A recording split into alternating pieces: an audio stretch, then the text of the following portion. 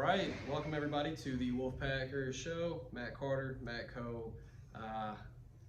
One word, oof, is how I would describe that game. NC State loses to Clemson again. Clemson gets the sweep. The score was 96-71. It wasn't really close at all. Clemson owned it the whole way through. Matt, you have any positive thoughts, or what are your initial thoughts? I have no positive thoughts, but my initial thoughts is just simple. It's just a bad matchup for NC State. Sometimes you have that, but I put on our message board on the state of basketball. We have a premium game thread every game, and I said at halftime, I said sometimes teams are bad matchups. I actually think, for instance, NC State matches up against Miami really well. They're probably the one team in the ACC that really matches up well with Miami, which is why you saw they should have beaten Miami down in Coral Gables if they don't blow the lead. They did beat them at PNC Arena despite being short-handed both games. On the flip side of that, I think Clemson is a tough matchup for NC State. And you didn't see the full effect of that in Clemson. You did here because PJ Hall's now healthy. I love PJ Hall. I think he's one of the best big men in the ACC. And he's a very challenging matchup for DJ Burns. I tweeted that at the outset. Burns had a very hard time staying with him. The offense was going through DJ Burns. And then when you throw in a tough matchup with unduplicatable, if that's a word, shooting, that's what you get. Yep. Clemson's not going to shoot like that. Clemson at one point, for context, was shooting 86% from the three-point line. They ended up 10 of 19, yeah. And that's because they didn't take any the last 10 minutes of the game. So, also for context, Clemson shoots 36.2% from three on the season. In this one, they shot 52.6. They only make 8.1 threes per game. They were still around that mark, but in the they first didn't half, try a single three the last 10 minutes of the game. Yeah, they honestly by that time it was pretty over. But I do want to mention, I know that we got a lot of ref talk amongst the fans, if we could put that ever so lightly. I'll say this. NC State was already down big before the refs started playing a factor. I feel like around the 10-minute mark in the first half, that's when you saw a pretty obvious shift of maybe some questionable calling. It's over. I mean, it was down bad already. If you're talking refs in a game like this, then you're all due respect, that had nothing to do with this game at all. And that's the thing too, is that if you go back and look at the Carolina game, the refs were really bad in that one. That's an argument you can make. NC State practically led them in every single category. Except for rebounding. Same situation here against Clemson, where Clemson was up on pretty much every single stat line, finished up on every single stat line. But this game was a lot less close. And so that's why it's tough for me to even mention the refs. It just wasn't a contest. You know, Terquavion Smith now against Clemson is 12 for 67 from the field. He's 6 for 36 from three. It's over 4 games now. All 4 games. We talked about that before the game. If you go back and look at Terquavion's numbers against Clemson, it's a tough match. It goes back to this. It's a tough matchup. Clemson's an older team than NC State, and NC State's one of the oldest teams. And the difference is Clemson guys have been there. All but Brevin Galloway have been there for all their years in their careers. So that's the difference between the two teams. And so what do you think that this does for NC State and obviously their net rankings is going to take a dip. Obviously questions are going to start popping up. What do you think about NC State and their tournament chances? Still have a matchup at Duke to close out the season. Yeah, this doesn't hurt NC State, but it does put a little bit of pressure with the Duke game. You kind of want some games to feel better. You want some games to fall a certain way. You want Duke to win. You want Miami to keep winning. This probably helps Clemson pretty dramatically. Their chances, that's why it's not a bad loss. As far as the net, it is going to take a tumble.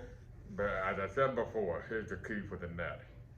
Where you rank is completely irrelevant. So just get that out of your mind. Where NC State is ranked, just get that out of your mind. They're in the group of teams being considered. The net is about putting value on who you play and where you play them. Right. And that's what that is all about. So, you know, look, I'm one of those that's a glass half empty among NC State fans about the NCAA tournament. but they still got a solid resume. It's just not a slam dunk, 100% lock resume, and you don't want to lose to Duke and put yourself in a position where one of the implications of this game is that the double bye is pretty much eliminated from consideration. So now that means you're playing, right now it looks like you're playing at either Georgia Tech or Florida State in the first game of the ACC tournament. You don't want to go into the tournament losing 3 in a row, presenting to the selection committee a resume that lost 3 in a row and added a bad loss on the end of it. So you're kind of putting some pressure. All of that goes away if you beat Duke Tuesday. Which we talk about matchups. On paper, I think NC State's a much better matchup for Duke than Clemson. Yeah, I think that this team's going to bounce back. This was clearly an outlier. I thought Keats had a really nice point. Clemson's not the type of team to put up 96 points, and NC State isn't the type of team to give up 96 points. Albeit the defense has been very bad the last couple of games. The difference in that weight game is that they were able to go shot for shot with them. The numbers really weren't that bad for State shooting-wise. I thought that in the first half they got a lot of really good looks. Some of them just weren't falling, and then Clemson, it seemed like their basket was 10 feet bigger than ours, and whatever they threw up was going in. Just one of those games where you throw it away, throw it in the trash, try to regroup, but definitely going to take a tumble in the eyes of the committee. So hopefully State can bounce back with that Duke game. Now, looking to the ACC tournament, I remember in a podcast you had asked me which teams do you not want to play. I'm going to go ahead and put Clemson on that list. I think Clemson's got our number pretty good. And the reality is if you do take care of business on Wednesday, that's probably who you're going to face. So you got to figure some things out. PJ Hall, it's a tough matchup for DJ Burns, particularly on the offensive end of the court and his ability to stretch the defense out. And look, Brad Brownell's a class act. You watch his post-game press conference. It was just one of those days for us. And, Brevin Galloway was a 31% three-point shooter. I think he finished 5 or 6 or 4 or 5 in this game. Yeah, he had 28 points shot, 7 of 9, 4 for 5 and 3, and hit all 10 of his free throws. Yeah, so when you got guys like that making, they have one 3-point shot that bounced 3 times off the rim and went in. It's just one of those types of games. I would say, it's hard to beat a team 3 times, so at least you have that going for you. But the basic thing with the Clemson is that for whatever reason, the NC State guards have a tough time against the Clemson guards, and it's just maybe a matter. But it's all a little bit of similarity to Pittsburgh. Pittsburgh kind of has those similar, older, more physical guards. You saw NC State have a little bit more difficulty with that as well. So, see how it plays out. I think really you just put all eyes on Duke. You got to put a lot of eggs in that basket to make yourself feel good. Not only about NCAA tournament, but feeling good about going into the ACC tournament. If you lose to Duke, by the way, it's not out of question. You fall down to 6th seed at that point, which then means you're not on the Clemson side of the bracket. But that also means you get the last game of the day, which would be god awful for me. If we were to play worst case scenario, let's say State goes to Duke and loses. Yep. They'll be underdog probably. I'll probably argue that you need to win 2 games in the ACC tournament to be confident. I think 1 probably gets you in to the tournament. You get a first round bump in that first game, I should say. You're going to be shaking in your boots at least a little bit. You're not sure about it, and if you are in, you're probably on the harder side of the 8-9 matchup with that 1 seed being one of the top 2 1 seeds. So I think if NC State wants to get out in front of this thing and bounce back in a major way, if you do lose to Duke, you got to win probably 2 ACC matches. Yeah, I think you're pretty much on the right track. I don't think that Coach got to remember too. I hadn't studied the rest of the bubble yet, and it's one of the things. A lot of times when you start talking about NCAA tournament, you got to realize the 68 team. You're talking 36 at-large teams, right? And in that pool, by the way, of automatic teams, there are a lot of teams that would be at-large anyway, so that even expands the number of at-large availability. So that caveat thrown out there. I don't know about winning 2. I think if you just avoid a bad loss in the ACC, I really think this team just 1 win away from being Right, let's see what that seed is on selection Sunday, Well, whether that's Duke or the first game. Well, let's play best case scenario. Let's say they win against Duke.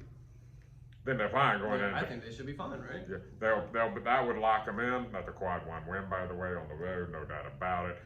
That locks them in. And then you're just thinking about, okay, what seed line? Well, you're thinking about can NC State win the ACC tournament? Yeah. And then you worry about selection Sunday. You're just worried about seeding. There's a ceiling to how high this team can go, and they just, one thing about this loss is it probably lowered that ceiling on how high they can go. I mean, but no Jack Clark today. Do want to mention that. I don't personally think that made that much of a difference. I mean, going down by this much, you do miss him, obviously. Keats didn't have an update for us. He said that it's nothing major, but he did take a nasty fall. So they're just, I'm hoping, being precautious with him, just precautionary. But yeah, he did say it looked like he was going to possibly play this game, and then the morning of the game, he got a text from trainer saying that Jack was a no-go. So that leads me to believe that it was, in essence, the true definition of a game time decision. When you hear that phrase from a coach 900,000 times in this life, this time it was actually a true game time decision, which means it'll probably be game time at Duke as well. Well, let's spin zone it, okay? Let's try to be positive as best as we can right now. Glass half full. Maybe NC State needed to be humbled a little bit. They were on a hot streak, things were going great, and you lay an egg here in your last home game. You lost your first home game against Pitt in the ACC, and then you lose your last one against Clemson. Is this one of those scenarios of it's better to lose right now the way they did? I've always been for Greensboro? You're always due for losses, and you're always kind of leery about going in postseason play on an extended winning streak, because you're due for a loss just by the law of averages and percentages. So you do have to consider that factor. Look at the ACC tournament champions over the years. They haven't exactly done too well come to the NCAA tournament. I believe Virginia Tech was an early bounce last year.